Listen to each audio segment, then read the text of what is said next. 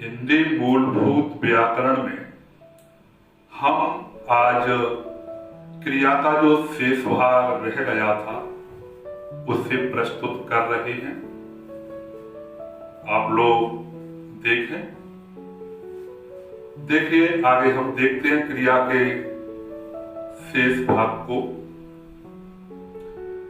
कल क्रिया के विभिन्न भागों के बारे में हमने चर्चा की थी। इसमें यह बताया गया था कि कर्म के आधार पर सकर्मक और अकर्मक दो क्रियाएं होती हैं।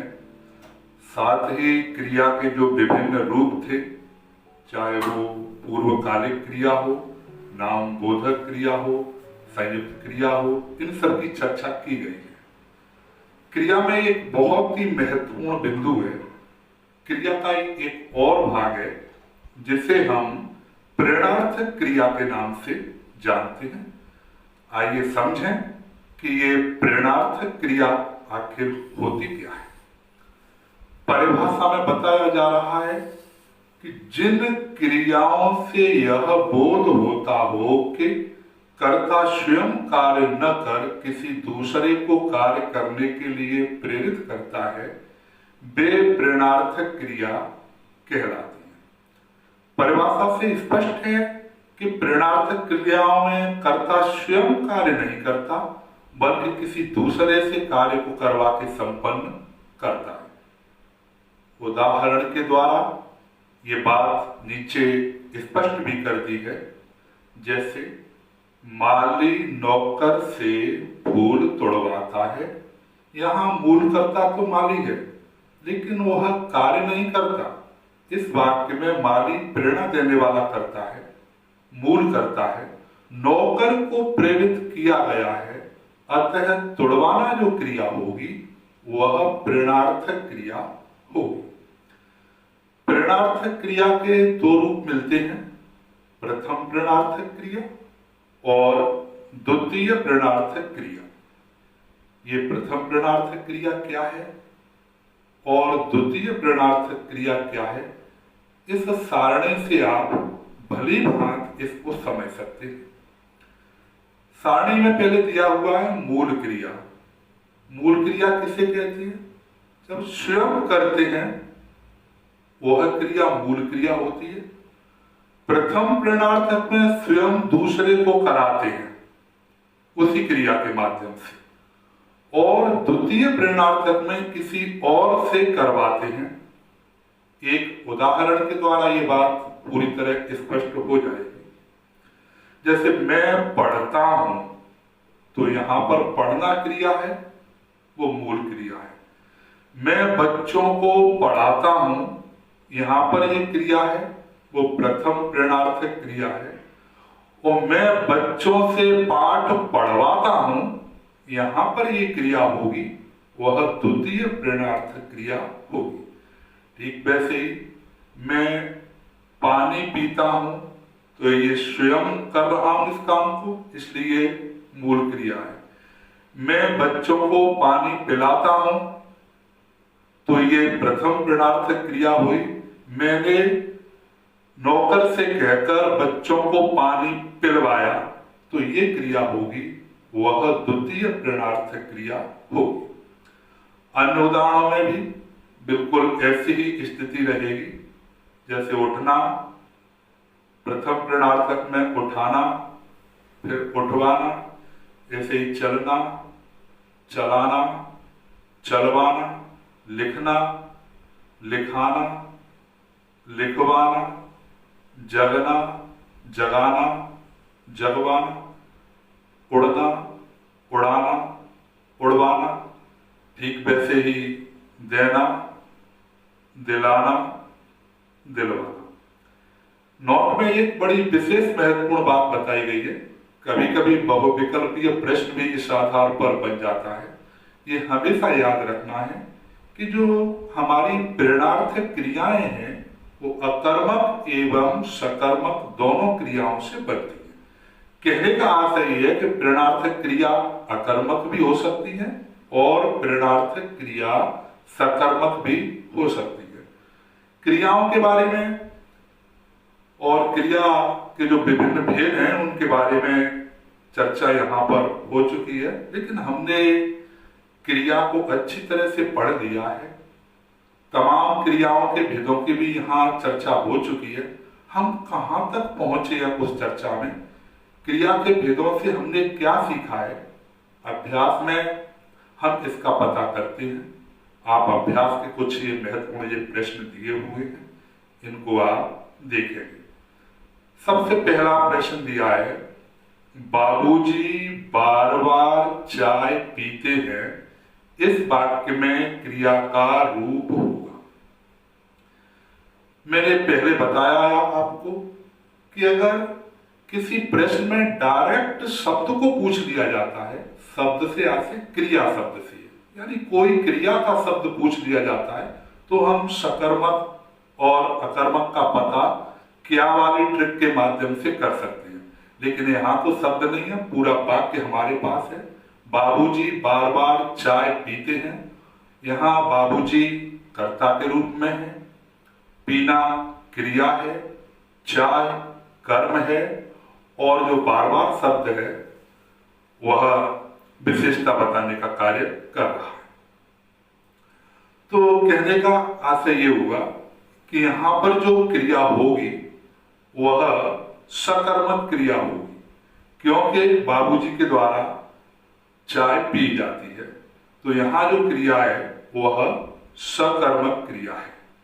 दूसरा प्रश्न देखेंगे, बच्चा बचपन में बहुत रोता है, यहां क्रिया का रूप होगा सकर्मक, अकर्मक, द्विकर्मक, सहायक क्रिया।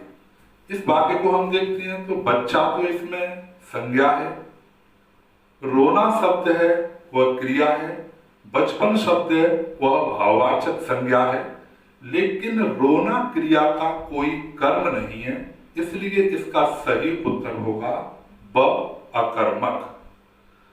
तीसरा प्रश्न हम देखेंगे, निम्न शब्दों में द्वितीय प्रेरणार्थक क्रिया है, तो लिखना तो मूल क्रिया है, क्योंकि ये खुद स्वयं के लिए किया जाता है। पिलाना ये प्रथम प्रेरणार्थक क्रिया होगी।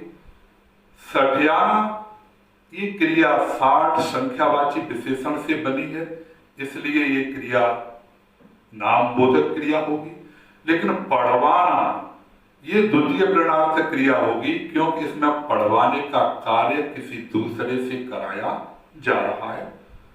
और अगला जो प्रश्न है, चौथा प्रश्न, शिवाजी ने मुगलों के किले को हथियाया था, इस वाक्य में क्रिया का रूप होगा ए क्रियार्थक संज्ञा, बी नामबोधक क्रिया, सी पूर्वकालिक क्रिया, डी संयुक्त क्रिया। तो यहाँ हम ये देखें क्रियार्थक संज्ञा तो ये है, इसलिए नहीं है क्योंकि यहाँ क्रिया का उपयोग संज्ञा के रूप में हुआ ही नहीं है। लेकिन हाथ से हत्याया, हाथ संज्ञा है, और हाथ संज्ञा से जो क्रिया बनी है हत्याया, और जो क्रियाएं संज्ञा सर्वनाम या विशेषण से बनती हैं उन्हें हम नामबोधक क्रिया कहते हैं। इसलिए यहाँ जो हत्याया क्रिया है वह नामबोधक क्रिया होगी, और इस प्रश्न का सही उत्तर नामबोधक क्रिया होगा। पांचवा प्रश्न हम देख रहे हैं, निम्न शब्दों में अकर्मक क्रिया होगी। मैंने पहले ही बताया था यहाँ कोई वाक्य नहीं है, कोई वाक्य नहीं है, सीधा सीधा हमको शब्द पूछा गया है। और क्रिया शब्दों का सकर्मक अकर्मक पता लगाने के लिए हमें अपनी उसी विधि को समझना होगा, उसी ट्रिक को समझना होगा, क्या लगा करके हम प्रश्न करें। अगर प्रश्न का उत्तर मिलता है तो क्रिया सकर्मक है, और प्रश्न का उत्तर नहीं मिलता है तो क्रिया अकर्मक है। खाना क्या खाता है, इस प्रश्न का उत्तर है, क्योंकि यहाँ सेव भोजन रोटी कुछ भी हो सकता है, तो ये तो नहीं है। धोना क्या धोता है, कपड़ा धोता है या कुछ और धोता है, तो इस प्रश्न का भी उत्तर है, तो ये भी नहीं है। चलना क्या चलता है, इस प्रश्न का कोई उत्तर नहीं मिला, इसलिए इस प्रश्न का सही उत्तर होगा चलना। अब लिखना क्या लिखता है, तो इसका भी उत्तर मिल जाता है, जैसे पत्र लिखता है या कुछ और लिखता है। तो इसमें सही उत्तर होगा सचल। छठवां प्रश्न हम देख रहे हैं, चिड़िया पेड़ पर चहचहा रही हैं, इस वाक्य में क्रिया का रूप होगा नामबोधक। नामबोधक तो होगा ही नहीं, इसलिए नहीं होगा क्योंकि चहचहा रही है ये क्रिया संज्ञा सर्वनाम या विशेषण से मिलकर के नहीं बनी। संयुक्त क्रिया, इसकी हम चर्चा कर चुके हैं, जब एक साथ कई क्रियाएं, दो या दो से अधिक क्रियाएं प्रयुक्त होती हैं तो संयुक्त क्रिया होती है, और यहाँ ऐसा ही हो रहा है। चहचहाना, रहना, ये दो क्रिया मानी जाएंगी, इसलिए यहाँ संयुक्त क्रिया इसका सही उत्तर होगा। द्विकर्मिक क्रिया इसमें है ही नहीं, मूल धातु है ही नहीं। सातवां प्रश्न आपके सामने है। मैं यहाँ एक बात और बता दूं, आपको ये 10 प्रश्न दिए गए थे, इसमें से ये जो 7 प्रश्न हैं वो क्रिया से संबंधित हैं, 8वां 9वां 10वां प्रश्न है वो संज्ञा सर्वनाम विशेषण से संबंधित है। ऐसा इसलिए किया गया था कि आप ये नहीं कि हम क्रिया तक आ गए और पीछे से संज्ञा सर्वनाम विशेषण को भूलते जाए, सबको साथ लेके चलना होगा। तो 7वां प्रश्न है, पुष्कर दूध पीकर सोता है, इस वाक्य में पीना क्रिया का रूप होगा तात्कालिक क्रिया, संयुक्त क्रिया, पूर्वकालिक क्रिया, द्विकर्मक क्रिया। तात्कालिक क्रिया तो है ही नहीं क्योंकि इसमें कार्य पूरा हो गया है। पुष्कर है, उसने पहले दूध पिया है और दूध पीने के बाद वो सोया है, तात्कालिक क्रिया है ही नहीं। इसमें संयुक्त क्रिया भी नहीं है क्योंकि इसमें दो क्रियाएं भी एक साथ नहीं आ रही। इसका सही उत्तर होगा पूर्वकालिक क्रिया। पूर्वकालिक क्रिया के बारे में हम पहले चर्चा कर चुके हैं, यानी कर्ता किसी एक क्रिया को समाप्त करके दूसरी क्रिया को प्रारंभ करता है तो पहली वाली क्रिया को पूर्वकालिक क्रिया कहते हैं। यहाँ पर पुष्कर दूध पीकर सोता है तो उसने, पुष्कर ने एक कार्य कर लिया, एक क्रिया को समाप्त कर लिया, यानी दूध को पी लिया है, उसके बाद में वो सोया है, इसलिए इसका सही उत्तर होगा पूर्वकालिक क्रिया। द्विकर्म क्रिया इसमें है। 8वां प्रश्न है, चढ़ चेतक पर तलवार उठा करता था भूतल पानी को, इस पंक्ति में चेतक शब्द होगा। आप सभी जानते हैं कि ये चेतक शब्द महाराणा प्रताप के घोड़े के लिए प्रयुक्त हुआ है, लेकिन यहाँ घोड़ा आता तो हम इसको जातिवाचक संज्ञा कहते, लेकिन घोड़ा नहीं है, घोड़े का एक नाम विशेष है चेतक, इसीलिए यहाँ इसका सही उत्तर अव्यक्तिवाचक संज्ञा होगा। 8वें प्रश्न का सही उत्तर है व्यक्तिवाचक संज्ञा।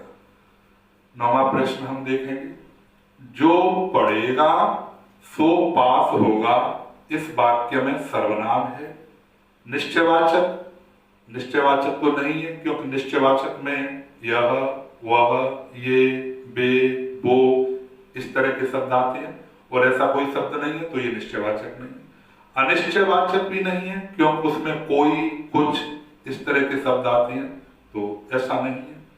पुरुषवाचक ये भी नहीं है क्योंकि पुरुषवाचक में मैं, तुम, वह इस तरह के शब्द रहते हैं, ये भी नहीं है।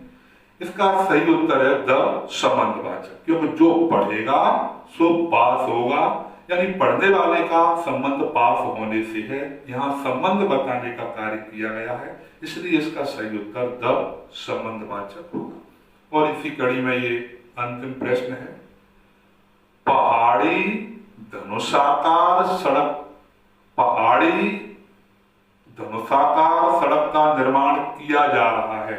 यहाँ पर शब्द हट गया है, पहाड़ी पर धनुषाकार सड़क का निर्माण किया जा रहा है। फिर देखेंगे बाकी को, पहाड़ी पर धनुषाकार सड़क का निर्माण किया जा रहा है, इस वाक्य में धनुषाकार शब्द होगा ए संज्ञा, बी सर्वनाम, सी विशेषण, डी क्रिया विशेषण। तो यहां पर हम देखेंगे कि संज्ञा तो है नहीं, संज्ञा इसलिए नहीं है कि अगर धनुष शब्द आता तो संज्ञा होता, लेकिन धनुष शब्द आता तो संज्ञा मान लेते, लेकिन धनुष नहीं है, ये तो धनुषाकार है तो संज्ञा नहीं है। सर्वनाम है ही नहीं, इसमें मैं, तुम, आप, जो, सो, यह, वह, इस तरह का कोई शब्द नहीं है। हाँ, सब विशेषण इसका सही उत्तर होगा, क्योंकि सड़क की विशेषता बताई जा रही है। सड़क क्या है? संज्ञा, और संज्ञा की जो विशेषता बताएगा वो क्या होगा? विशेषण। अब सड़क की विशेषता क्या है? सड़क की विशेषता है धनुषाकार, इसलिए इसका सही उत्तर होगा विशेषण। क्रिया विशेषण इसमें है ही नहीं। और इसके बाद में आपने 10 प्रश्नों को यहाँ पर समझा है, उस सभी 10 प्रश्नों के उत्तर यहाँ दिए जा रहे हैं। तो ये क्रिया के संबंध में बहुत सारी अपनी चर्चाएं हो चुकी हैं। इसमें और भी आगे है विशेष, एक बड़ी महत्वपूर्ण बात है, इसकी चर्चा यहां हम कर रहे हैं। पूर्वकालिक क्रिया एवं तात्कालिक क्रिया में अंतर। कभी कभी पूर्वकालिक क्रिया और तात्कालिक क्रिया में समानता जैसा दिखाई देता है, लेकिन ऐसा है नहीं। वास्तव में उनमें अंतर है, और वो अंतर क्या है इसको हम समझ लेंगे। जिस प्रकार हमें पूर्वकालिक क्रिया में बताया था कि जब एक क्रिया पूरी होकर तब दूसरी क्रिया आरंभ होती है, इसी प्रकार यदि पहली क्रिया के होते ही दूसरी क्रिया होने लगे तो उसे तात्कालिक क्रिया कहते हैं। इसे नीचे के उदाहरण से हम अच्छी तरह से समझ सकते हैं कि पूर्वकालिक क्रिया और तात्कालिक क्रिया में क्या अंतर है। वाक्य दिया हुआ है कि वह नहाकर सो गया। पूर्वकालिक क्रिया के बारे में हम पहले भी चर्चा कर चुके हैं कि एक क्रिया समाप्त होने के बाद दूसरी क्रिया प्रारंभ होती है। तो पहले तो वह नहाया और नहाने के बाद में वो सो गया।